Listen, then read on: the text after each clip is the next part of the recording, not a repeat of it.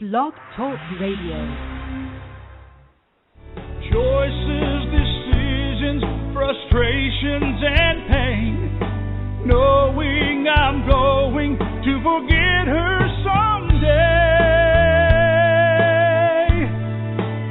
While I still can, I'll challenge all my loved ones, every friend, to look inside their hearts and understand that I will love them. I will love them while I still can.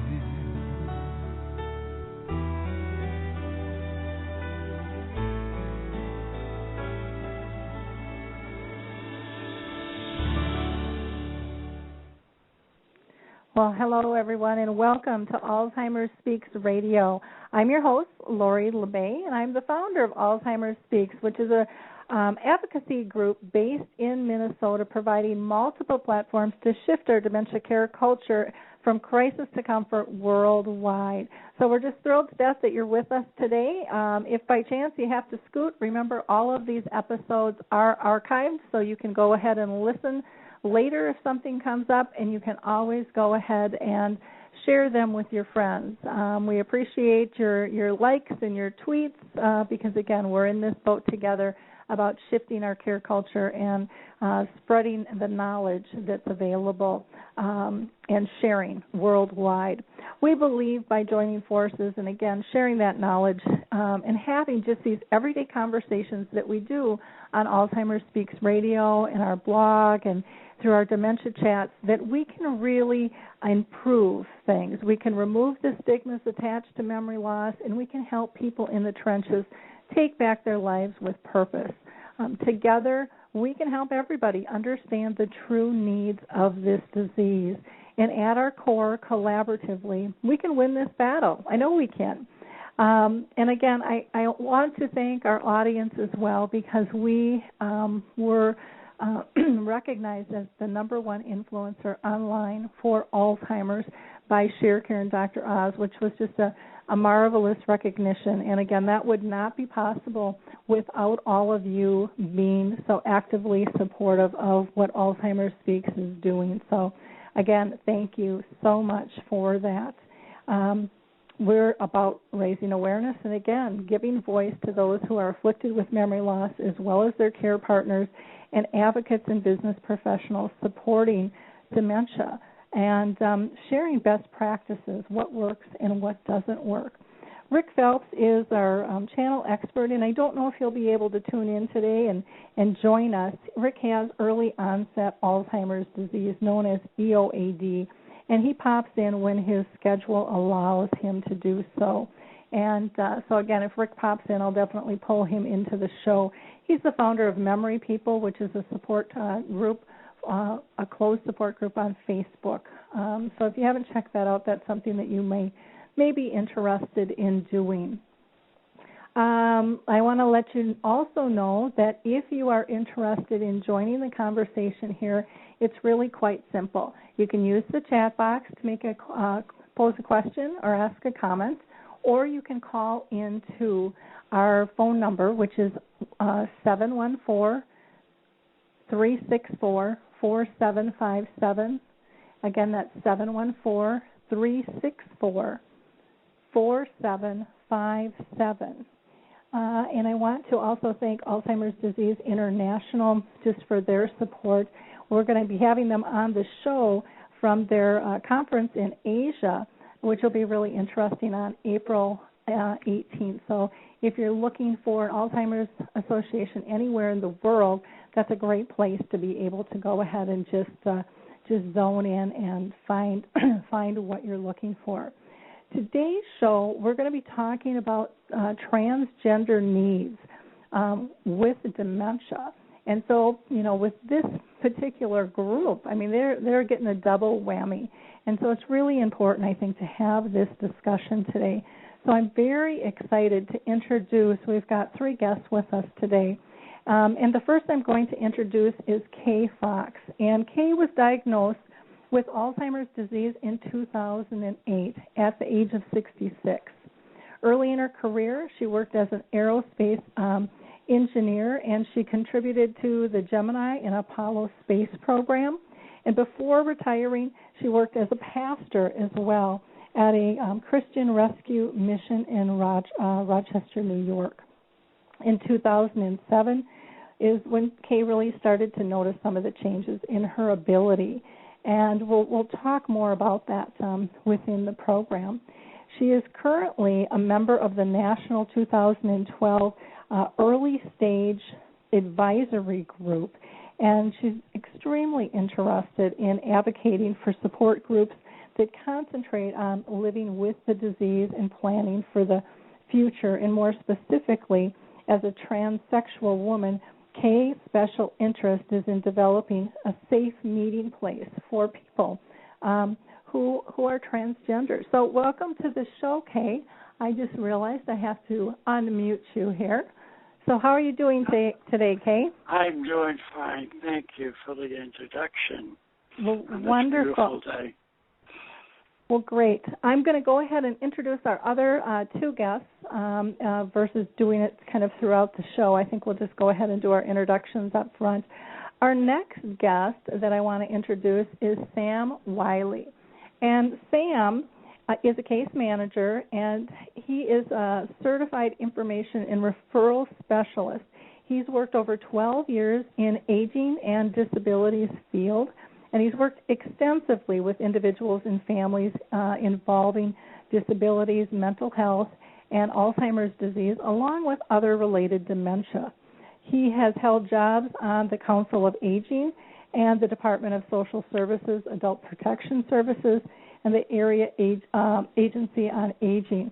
Currently, Sam is the Vice President of Programs and with the Alzheimer's Association in South Carolina. So welcome, Sam. How are you today?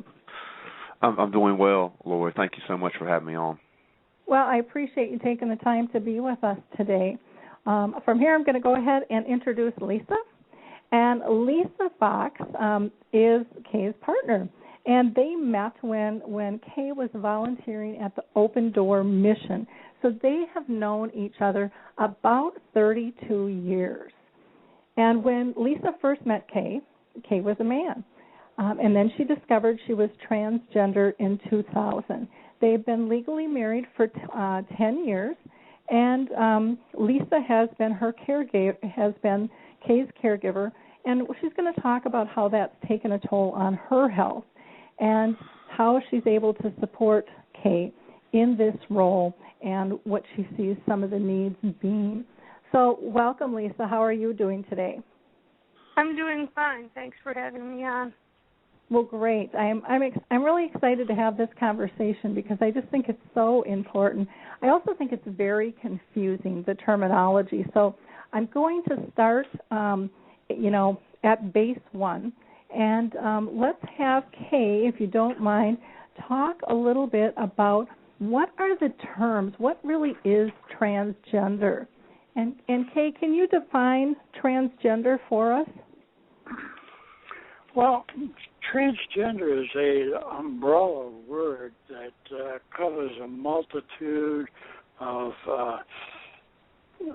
other words.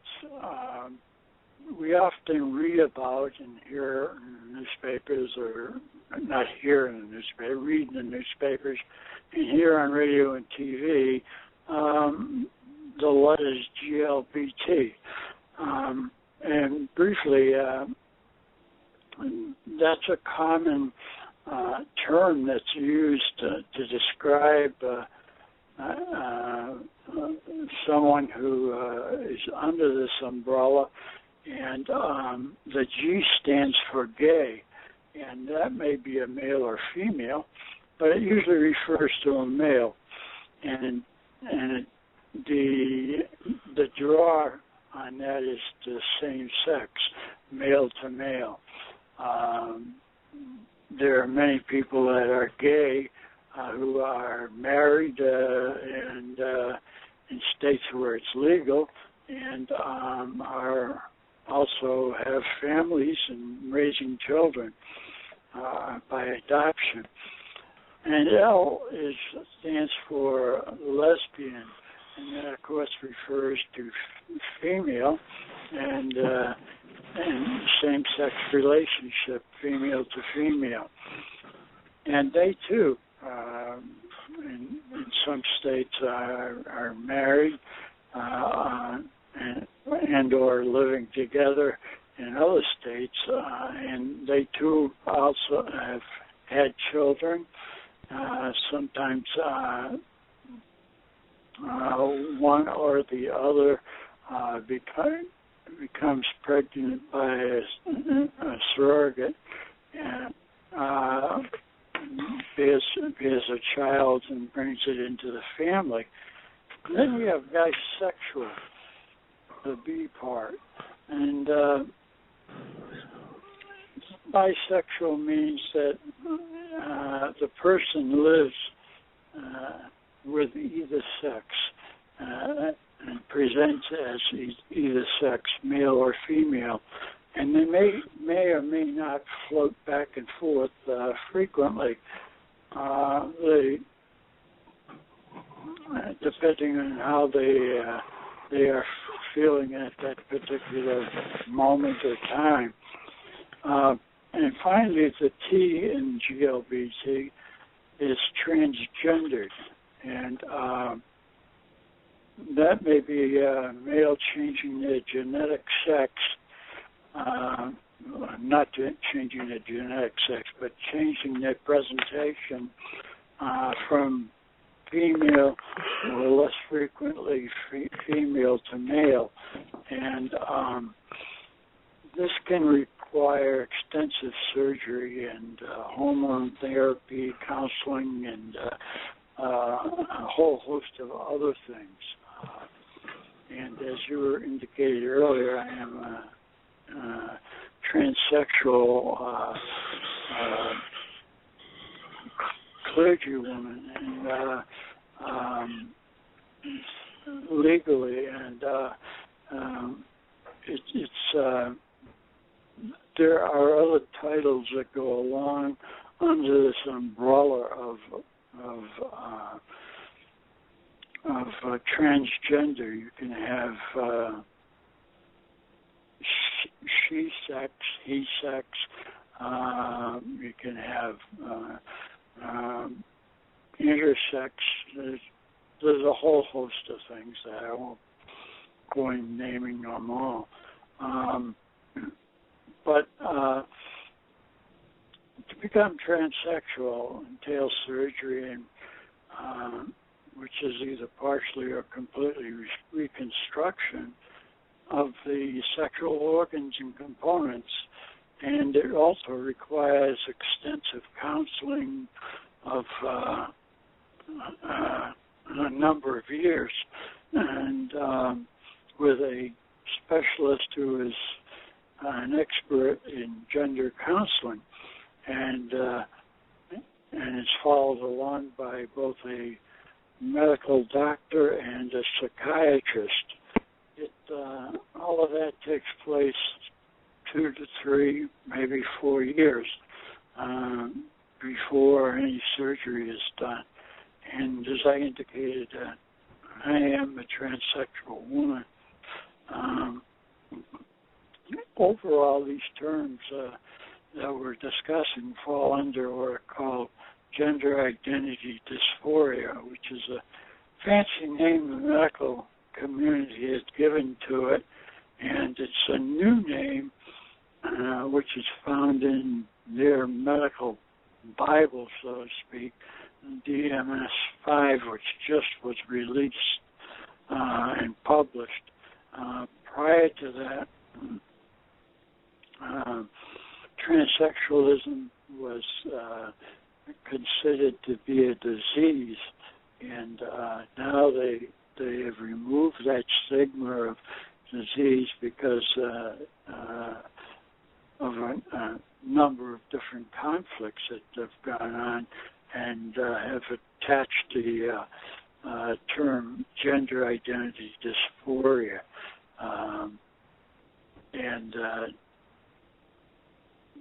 the medical community has now agreed, both the psychiatric and psychology and the AMA, as that transgenderism is considered a pre-birth condition. It's part of a development in the womb and is not a disease. Okay. And the other thing, it's not curable. Okay. It's sort of, to illustrate it, it's sort of like being born with a cleft lip. And the baby is born with that cleft lip, and surgery can correct that cleft lip, and surgery can also alter the sexual organs of a transgender person and bring them into congruency with the sex that was always there. Okay. So it gets rid of the theory that this is just a choice that people are making. There's really a physical attribute in terms of why these needs and feelings and so forth are there. So wonderful. I'm going to go ahead, Kaye, and pull Sam into the conversation here because I want to find out what the Alzheimer's Association, how they view this cohort group and what they're looking to do to make some changes within their organization to be able to supply support. So, Sam, can you discuss a little bit of why it's important to address this community need? Yeah, I can. We all come from different backgrounds, different religions, and because we all need very specific things in our life, Alzheimer's affects everyone differently. And so what we are recognizing is that, and understanding is that we have to be able to identify the specific needs that individuals have in order for us to better serve those individuals. And clearly with the LGBT communities, there are specific needs. And better for us to understand how we can bring the needs to the LGBT communities, we need to know more about what those needs are. And so we as an association are really trying to learn more nationally, even within our own chapters nationwide, to be able to currently needs, learn what they are, and so we can set up the right proper amount of support and care that these families need in order to help them as they go through, not only the families, but the individuals themselves, in order to help them as they're affected with Alzheimer's disease and related dementias. Now, I know the Alzheimer's Association does like an annual diversity and inclusion report. Were there any statistics there that you wanted to share or kind of summary? Actually, we do have a report. Unfortunately, my fault is I was not able to get that report from our national office at this point in time. That is something that I'm looking to try to with, but we will have that information as soon as we can, and I can be able to share that with you, Lori, as we go forward for any of your listeners that would like to have any more information on that in the future. Okay. That would be absolutely wonderful to be able to have that. I'm going to go ahead and pull Kaye back into the conversation here. And Kaye, can you give us a little kind of back history on yourself? What life was like for you, and how did you transition? To be a transsexual. So can you kind of paint a picture for us of your life, just kind of a snapshot, so that people have a little better understanding? Sure, I'll be glad to.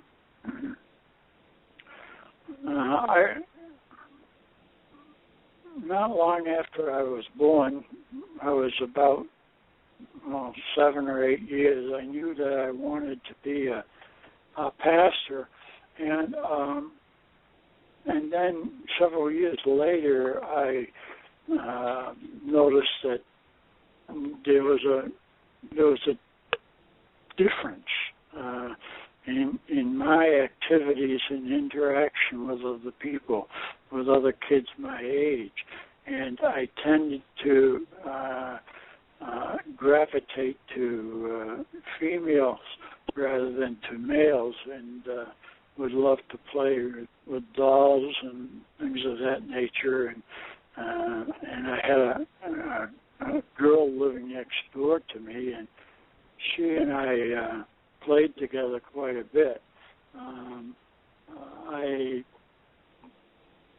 That went on for a number of years, and all the way through high school, because I knew I was different, and I felt that there was a battle going on inside of me. It's like a tug-of-war between two combatants. And as I grew up and as I progressed and went into the work world, this battle kept on going inside of me. And even when I was working, as you mentioned, with spacesuits and things of this nature, as well as a number of other positions, and then finally got ordained and had my childhood dream of being a pastor. And I ran a mission for 35 years, which went from an $11,000 operation to, when I retired, $3.5 million operation, being funded only by the public and no foundations or United Way. And we had a multitude of programs. I was outed at work, and what happened was during this battle that was going on, I had been seeing a gender counselor in Syracuse, or near Syracuse, who was working with me on identifying my feelings and direction and things of this nature, and whether they were genuine or whether just exactly what was going on inside of me. And it was doing this all during the time that I was working at the mission. And okay, I'm going to interrupt you a second. Now, during this time, were you previously married then?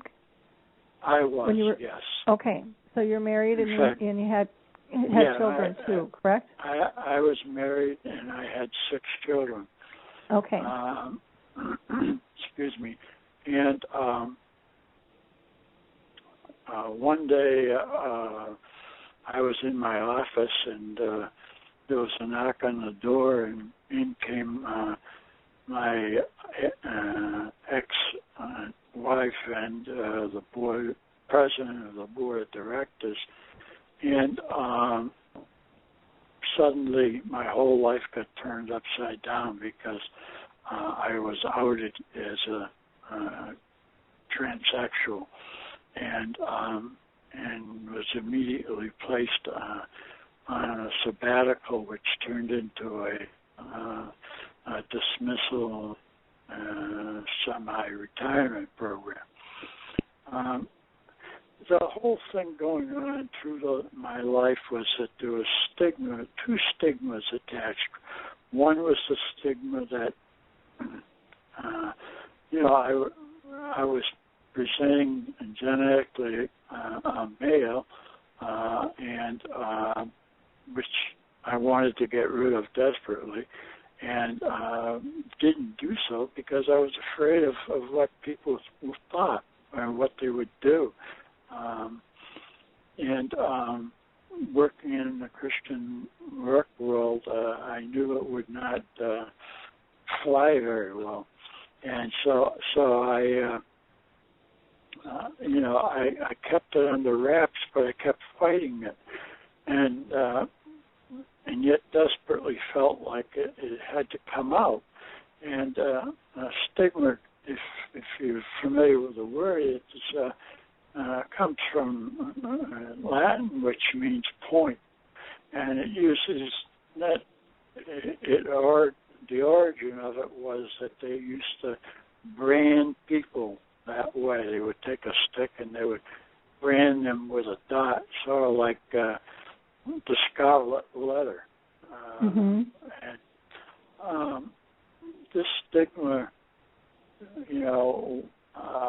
stayed with me, and the fear of it coming out and people deserting me and my friends and so on and so forth, and my reputation, because I was very well known in the community and nationally and internationally. And so I kept trying to submerge this feeling, this urge of making a transition, and that battle kept on going, and so consequently, finally, after those many years, I started to go to counseling to a gender counselor who was outside of Rochester, because I didn't want to deal with anyone in Rochester in fear of something that might leak out. And we worked through all the dynamics of the counseling regime for gender dysphoria, and the conclusion was that I actually was female in a male body. And what was that like when you got that diagnosis finally? How did that feel? I was relieved. Finally, I had a diagnosis from somebody who was an expert and who knew what they were talking about, and that it wasn't just a fantasy of mind or a wishful thinking type of thing. It wasn't a cross-dressing type of issue, but it was a real issue. And during the counseling, I became knowledgeable about how all of that took place, and from birth on, and so I felt relieved about that. I was still male, and I still worked at the mission all during the time that I had that counseling, and until I was finally retired. And when I was retired, I came out full time. I had written a couple of letters to some friends of mine. One happened to be a radio program director, and the next thing I know is he put it on the air on a 50,000 watt clear channel station, which reached 39 states, and the next net result was that everybody knew. And so for that day, I had television trucks and radio and so on and so forth at my house, doing interviews up until 11 o'clock at night, talking about transgenderism and being a transsexual. And so that brings me to that,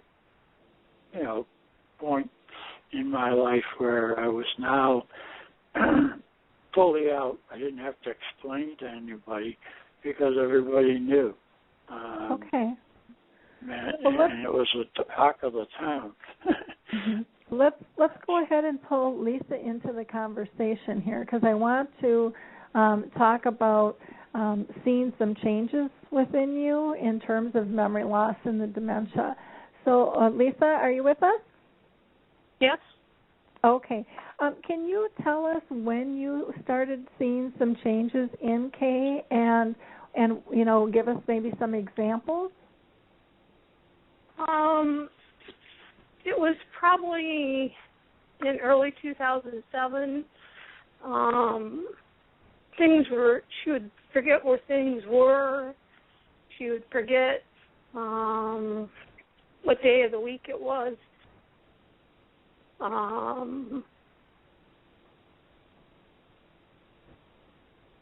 Was she still able to drive and maneuver independently?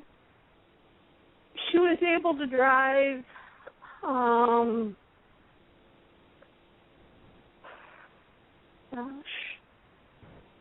She was allowed to drive, so we went to the neurologist that we were seeing here in South Carolina said that she needed to have a guardian and conservator, and the judge in the probate court in Charleston County then revoked her driving privileges.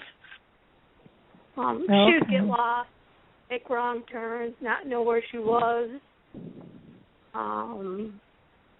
Can't imagine being a passenger with somebody who doesn't know where the heck they're going. Mhm.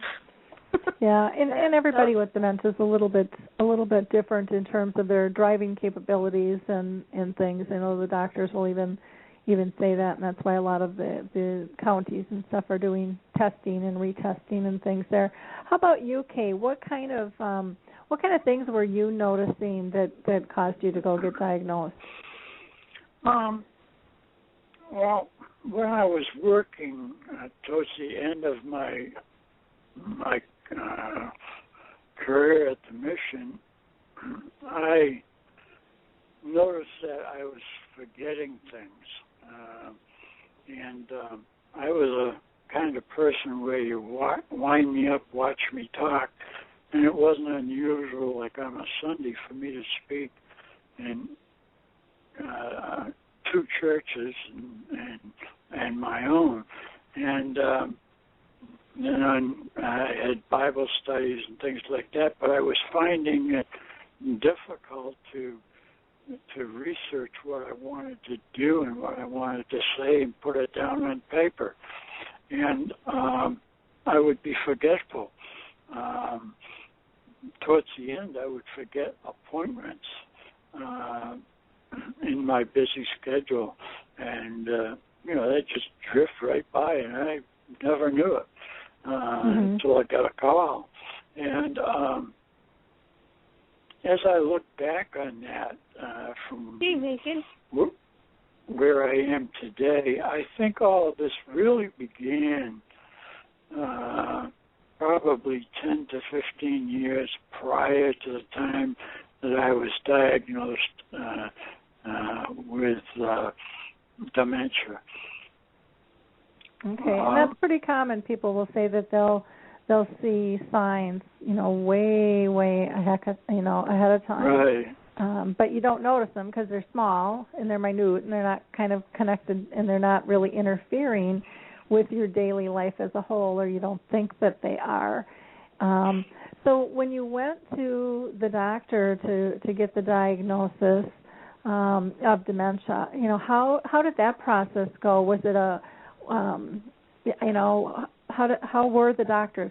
Sometimes people really struggle with how they're treated by the physicians. Did you have a good relationship with your doctors, or? Well, I had a very good relationship. When I was living in Rochester, New York for 10 years, on weekends, while I was working for the mission, I was also the hospital chaplain of an inner city hospital. And so I had many opportunities to act or interact with patients that had dementia, and so I was not unfamiliar with what was going on. And my relationship with my doctors was very, very good, because I could talk their language and we'd be on the same page. So I knew what dementia was and specifically what Alzheimer's was, and I knew the path that it took and followed.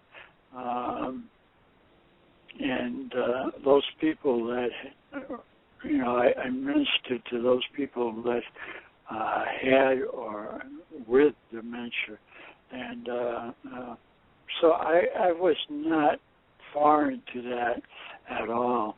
And my relationship with my psychiatrist, my psychologist, my primary care physician, and my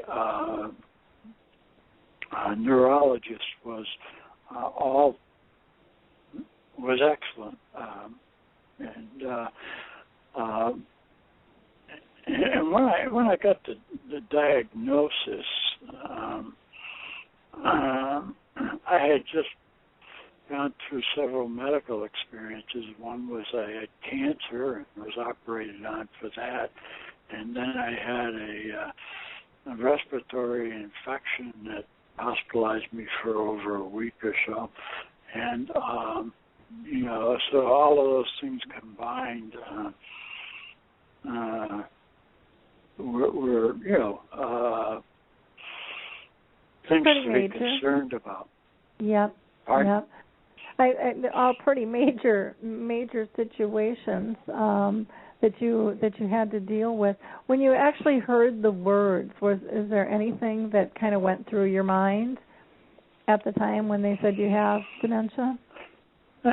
Yeah, I guess the first thing that went through my mind was, well, that figures. I was not. I didn't get all depressed and weepy and so on and so forth about that diagnosis because I had been trained for many years as an engineer and as a clergy person, and having worked with people that had Alzheimer's, it was just another bump in my road of life, and so it didn't. Quite frankly, it didn't really. Didn't throw you for a loop. It sounds like. Yeah. Okay. Lisa, how about? I accepted it and moved on. Okay, Lisa, how did it affect you when you heard the diagnosis? It was pretty devastating. I didn't know a lot about it. I know a lot more about the disease and its progression. And being a caregiver is very stressful, and it has, unfortunately, adversely affected my health.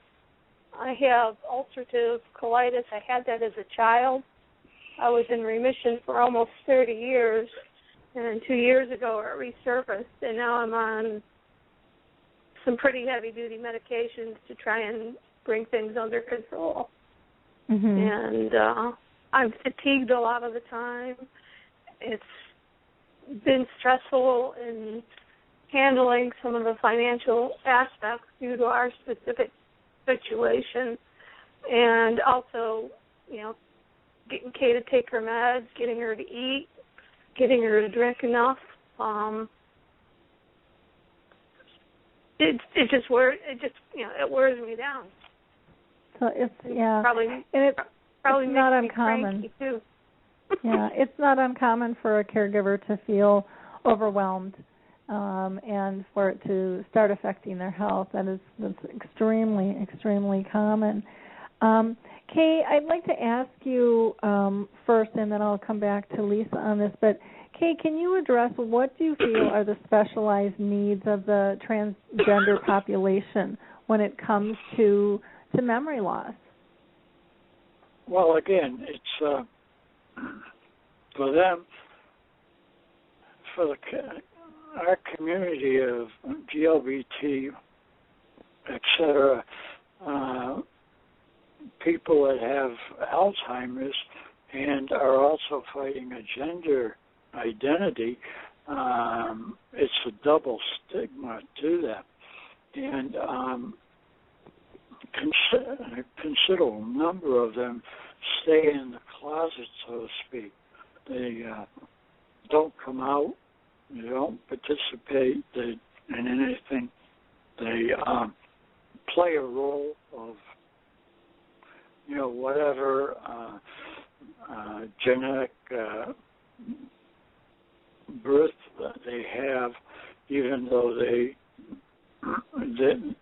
like I did, was fighting, the battle going on inside between the two.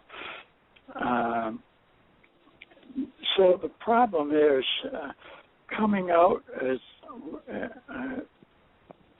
a GLBT person is the stigma that's attached to that, and the loss of friends and things like that. And it's more pronounced in the transgender community because it's more noticeable. You don't necessarily notice gay or lesbian folks in the community unless they're very outwardly affectionate with each other. Whereas a transgendered person makes a total, complete change and presentation. And so there are a lot of transgendered folks that just are staying in the closet simply because of the fact of the stigma that's attached to that. And it's same as it is with Alzheimer's. That it's a close parallel to what goes on with a person as it does with a person that has Alzheimer's. Mm-hmm. Yeah, very, very common for people to say how isolated they feel, and people pull away and don't understand. And so to get that, I can't even imagine the double isolation effect, because one layer of it is more than anyone should have to bear in their lifetime, and then to have a second one put upon you. I can't even imagine from a mental health standpoint. And in my case, when I came out, I lost my family. Mm-hmm. Now I have 2 children that will talk to me, but the rest won't have anything to do with me, and won't answer emails or acknowledge cards or anything. And one of the interesting things was that when I came out, the person that I was the most afraid of telling was my mother, and she was in an assisted living facility, and so finally one day I decided I just had to tell her, and I did that. And when I told her about it, she turned around and responded back to me, well, that explains a lot of things. And that floored me. She didn't get upset or anything else. She was later interviewed for a news report and things like that. And she stood by me through all of this that I was going through. And before I forget, one of any of our listeners that are interested in transgenderism there is a book put out called True Selves, which is by Brown, and I forgot the other author, but it's a classic book on transgenderism and the problems and things like that. And it's written for pretty much a cross-section of society so it can be understood. Well, that's good. That's good. Let's. I'd like to pull Sam back into the conversation here, and talk about support groups, and how they're developed, and where are there some support groups that can help this particular population. And Sure. Well, to let you just kind of tie back in with previous question you asked me, is that right now with our national office, the national office is really working very hard currently to develop the right programs, not throwing things together. Wanted to take that time to make sure that we get these programs for families and individuals in place. As we've heard from Kaye, and even with you, Lori, it is difficult for individuals what they're facing. And so, specifically, each chapter across the nation, we have over 8 chapters, actually has support groups. Some chapters are doing better work in the LGBT communities than other chapters. Specifically, I can speak on the South Carolina chapter. We are literally at the front door of trying to understand and develop these programs and services that individuals in the LGBT communities need. I know out in California and some other chapters in that area, they are really setting the standard for what the groups and support groups are for individuals that are needing those type of care and support. Here we're just getting started with the help of Kaye and Lisa. We are really rolling up our sleeves and trying to understand what we need, as I said before. We currently do have support groups nationwide. Every chapter has them, as I said. We have support groups here in South Carolina, but we do not have any specific support groups tailored to this, to the individuals in the communities here. And so that's where we are. I think on a national stage, we are trying to get our hands wrapped around Alzheimer's, and then we're also trying to get our hands wrapped around the very specific needs individuals and families need across the nation, even with their own states. Every state is different. And so here in the Bible Belt, we are working to really try to do a better job of reducing the stigmatism. I think we're doing a good job of that, but we've got a lot of work to do. So we have support groups, but as far as where we are as a South Carolina, we're really starting to open a door, and with the help of Kaye, actually, and Lisa to help us do that. Okay. I would like to pose to our listeners, if anybody has any questions or comments, please use the chat box, or you can call into 714-364-4757. That's 714-364-4757, and then you'll have to push 1. We'd love to hear your thoughts. Again, the Alzheimer's Association is looking at what are the needs. So the more chatter we can give them, the better we can get these groups developed for people. And are these groups, are they going to be a separate group where it is just transgendered people with dementia, or is it going to be a more diverse group? Kaye, what is your thought on that? What would you like to see? Well, basically, the plan that I'm working on at the present is a GLBT caregivers support group that meets once a month or whatever, to be able to share experiences and to be able to encourage each other. And the hardest part of all of this is trying to identify those individuals that might benefit from that kind of a program. Because, as I said earlier, a lot of them folks are afraid to step out because of the stigma and don't come out of the closet. So I'm working with elder lawyers and folks like that that might know of clients and make them aware of our desire to start a group for fellowship and exchange of information and things like that, and have medical people make some presentations and stuff of that nature. Mhm. Well, I'm just wondering, we brought over the Memory Cafe from the UK, and we've got that here in Minnesota, and that's a group where it's people with early memory loss and their care partner, and we just kind of sit around and have these normal everyday discussions, and we have built such a strong community.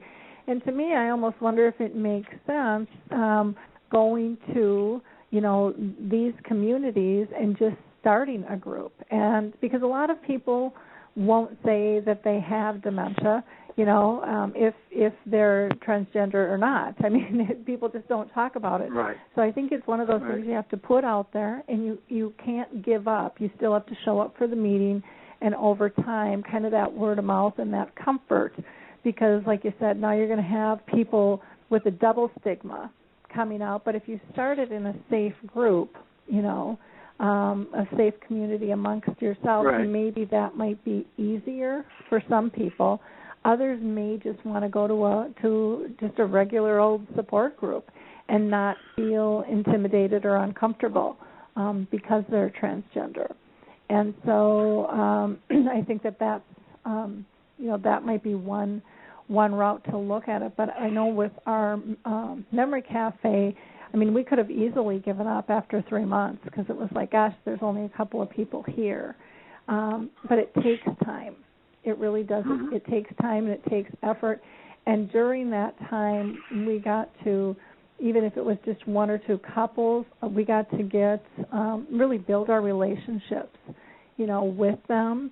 And that, I mean, they're just the foundation of the group now. And they believe so strongly in it. And so, like I said, it might not have to be real complicated. And sometimes I think we make things more complicated than they are. Throw it out there and try it. And if it works, if it gets legs and walks, you're doing something right. And if not, tweak it. But I think sometimes when we put groups or projects together, we think that they have to be perfect before we launch them. And I just think the need is just way too great. And to let the group have input on what the group should be. Because ahead of time we're just guessing, with that. And so, again, with our Memory Cafe, we had one from 1 to 3, and we had one from 6 to 7:30. And after a while, the group said, can we just have them both 1 to 3? And we went, sure. This is your group. It's about meeting your needs. It's not about meeting the facilitator's needs. And I think that's, if we stay with that focus when you're developing a group, it makes a huge difference, and it allows you to be flexible, to be able to meet the needs. I'm going to ask Lisa what she would like to see in terms of a support group. Lisa, are you looking for some type of support group with dementia? I had been involved with a support group here in the Summerville, South Carolina area, but that group sort of disbanded. And now I'm really looking to get involved with memory people on Facebook, and I find that that's there's just a ton of resources there. People aren't forced to come out. You're not forced to go someplace. But there is a tremendous need for support, for respite care. Just so, say I want 4 hours to just me time. Yeah, and that's important for that balance. Right. And with my illness, it's just I'm limited in some aspects as to what I can and can't do. But there is a severe lack of support for care partners in this area. Like your memory cafe, I'd prefer an afternoon group as to an evening, for the simple reason I have trouble driving at night. So something that's during the day would probably be more helpful, but there's anonymity to a degree when you're communicating on Facebook, and that takes some of the stigma away. I've never felt the need to explain in a support group that my spouse is transgendered. I usually refer to it, Kaye, as my husband if I'm discussing it on memory people or in a support group, and it's tougher here, and I know Sam would agree. In the Bible Belt, it's just another stigma because, first of all, Alzheimer's. Second of all, I don't fit under the LGBT umbrella. I'm heterosexual. So they just,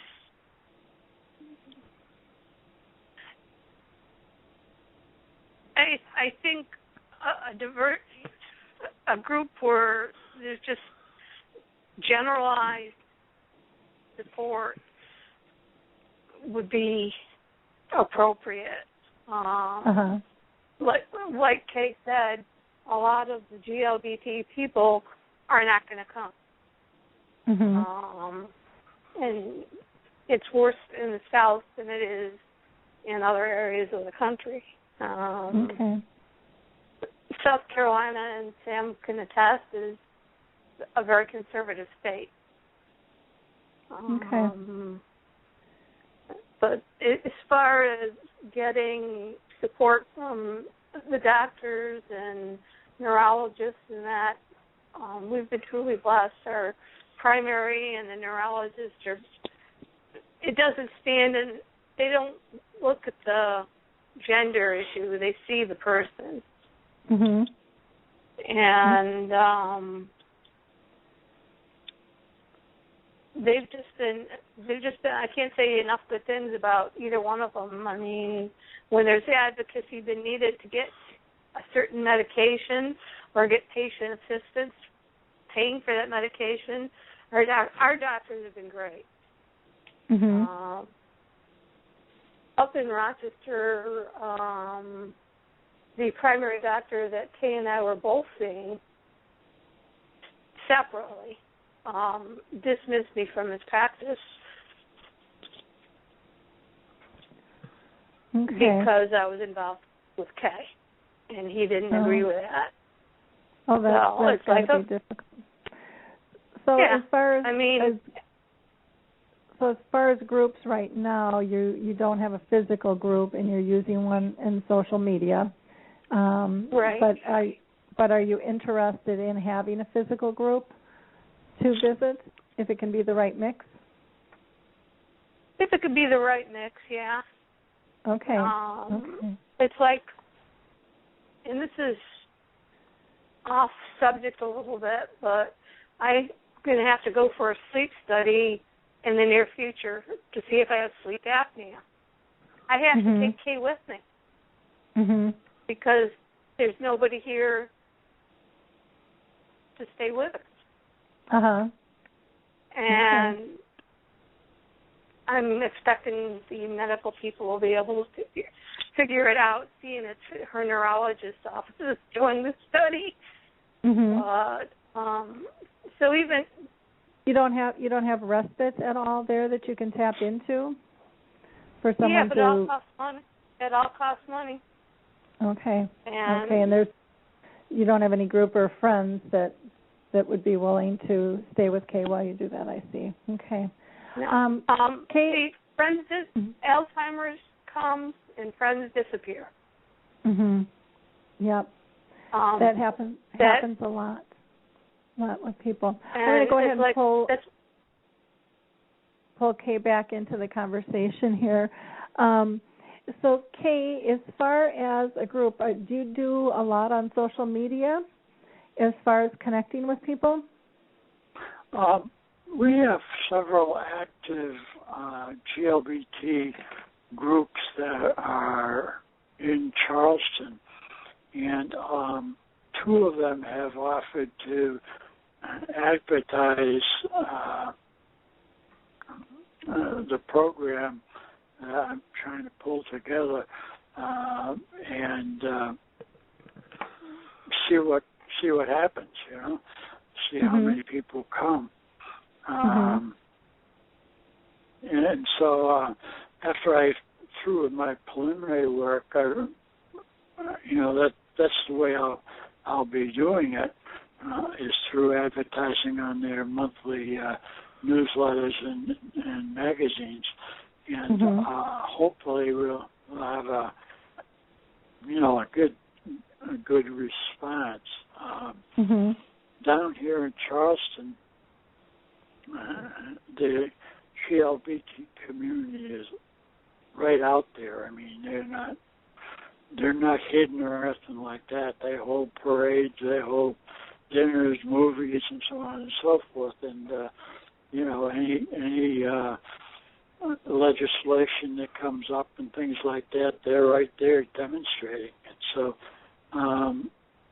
that's encouraging. That there are folks there that are willing to step out and be a part and say, hey, I'm a human being. I'm just like you, and I have the same desires and hopes and dreams as you do, and there's really nothing different between us.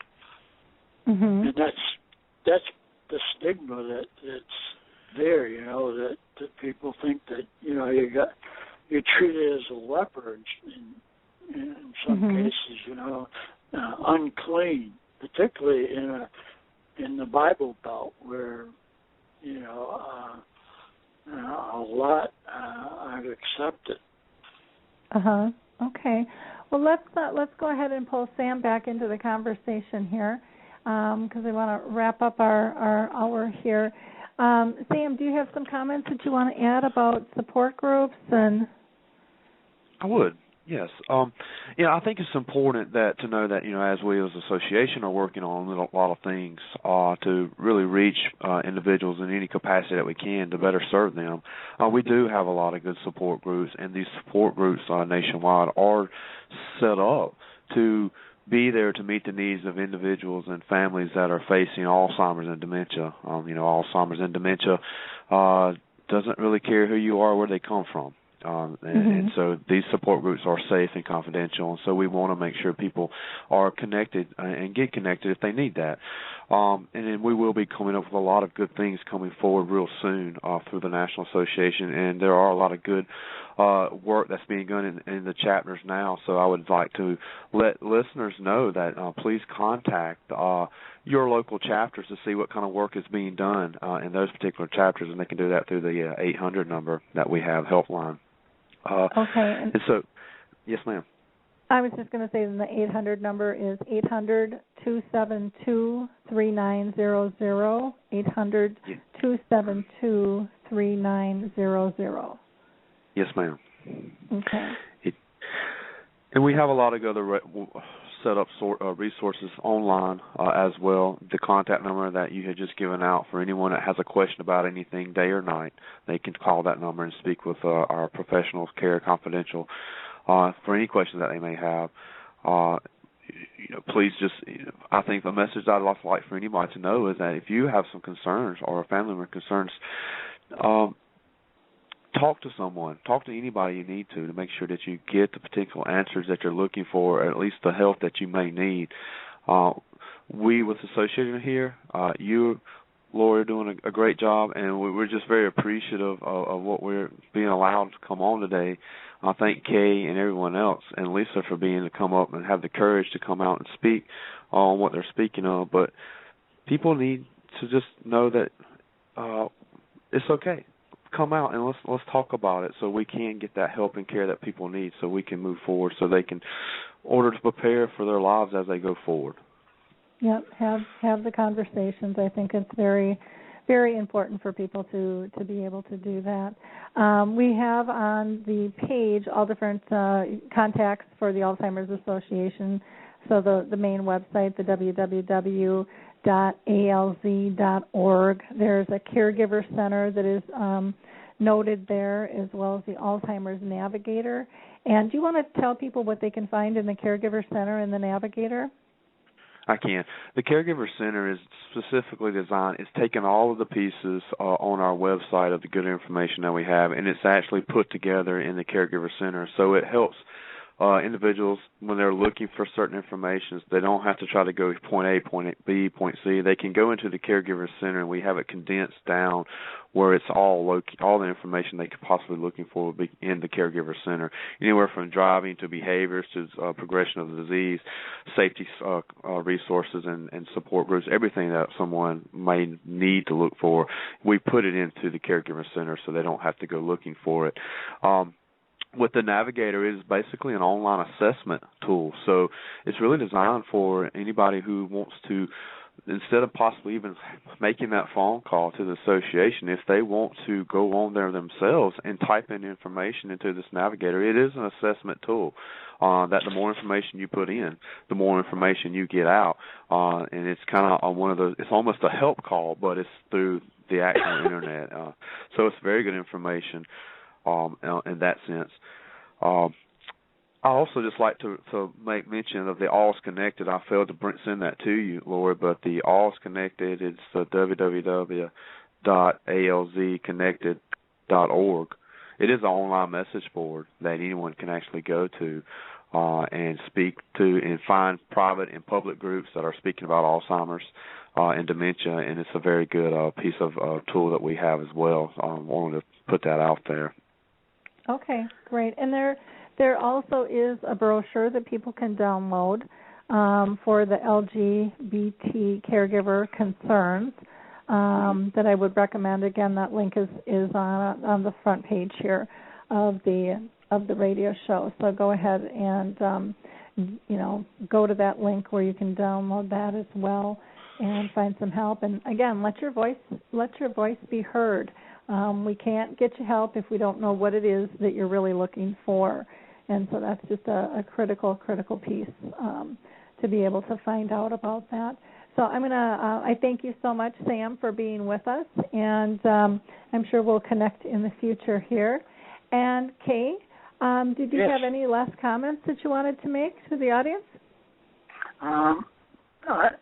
If anybody is interested in talking with me, I have an email, which is kayefox, spelled out kayefox, @sc.rr.com. And I'll be happy to correspond with anyone that has any questions or concerns or needs help in any way. Okay, wonderful. Lisa, any comments that you have? No, ma'am. Okay. Well, thank you all for being with us today. I really appreciate your time and your full disclosure and honesty. I think that's just so important to be able to have these honest conversations with people is just absolutely critical. So thank you again for being with us. I do want to remind people that we have a Dementia Chats webinar coming up, and that will be on the 9th at 3 p.m. Eastern, 2 p.m. Central, and that would be noon Pacific time. Those are free, and you'll be able to see those posted on the website and the blog. As far as future shows that we have coming up, on the 11th, we're going to be talking about Dare to Care, and we'll have the author of that book with us, along with a researcher by the name of Dr. Donald Moss, who has some pretty interesting stuff he's doing. I think you'll want to listen in on that. And then on the 18th, we will be talking to ADI, the Alzheimer's Disease International group, at their conference over in Asia. And we're also going to learn about a new app called Balance that the Hebrew Home has put out. On the 24th, we are going to have the Awakenings program with Ecumen with us. And rolling into May, I can't believe that'll be here before we know it, Tom and Karen Brenner, who are the authors of You Say Goodbye, We Say Hello, and Ellen Gerst on grieving will be part of the show as well. I did post in the chat box something that I'm pretty excited about. Here in St. Paul, they had a contest it's called St. Paul Forever Challenge, and it was looking for $1 million idea. So I submitted dementia-friendly businesses and communities, and yesterday was the closeout of the registration, and so they had a big write-up in the St. Paul Pioneer Press with that, and they had, I think, over 900 entries.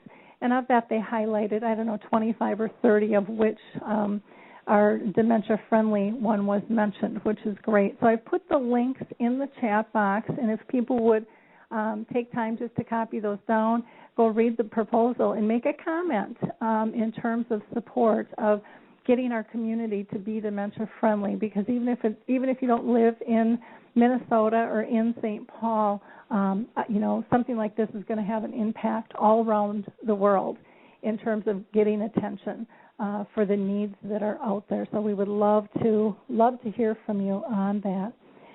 In closing, I just want to say again, thank you all for being so supportive. I absolutely love doing these shows and love talking to people and connecting people.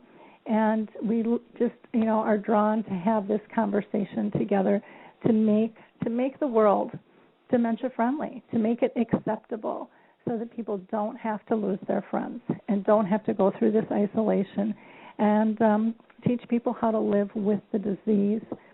So have a wonderful weekend. Keep in mind your memory chip and what that teaches you to focus on. Are they safe? Are they happy? And are they pain-free? And you can go to www.Alzheimer Speaks and go to tools and pick up your free memory chip, or just scope us out and see all the other wonderful information that we have posted there. Have a blessed day. Bye now. It's time to rethink, renew, and reimagine retirement. Hey everybody, Jared Sebesta here, host of Retire Repurposed. Now, this podcast is about the non-financial parts of retirement, which many times can be even more challenging than the financial. We believe retirement is not the end, rather the beginning of what could be the most impactful, purposeful, and fulfilling season of a person's life. So don't retire, become repurposed. To listen now, search Retire Repurposed on your favorite podcast platform, Senior Resource, or Life Audio.